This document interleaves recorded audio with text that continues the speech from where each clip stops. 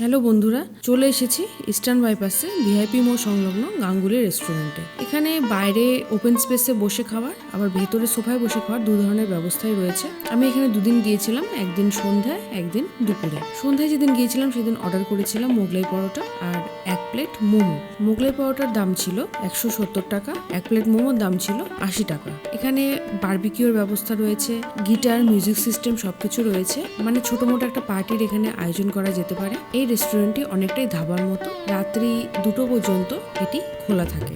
যেদিন দুপুরবেলা গিয়েছিলাম সেদিন অর্ডার করেছিলাম গাঙ্গুলির থালি, একটা কাতলা থালি, একটা মাটন থালি।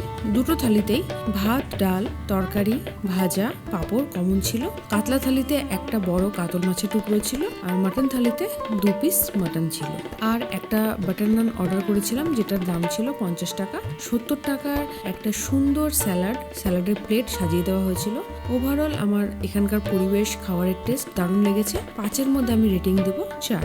শিলিগুড়ির কাছে একটু অন্যরকম ভাবে খাওয়া দাওয়া করতে চাইলে গাঙ্গুলি রেস্টুরেন্টে একবার যাওয়া যেতেই পারে।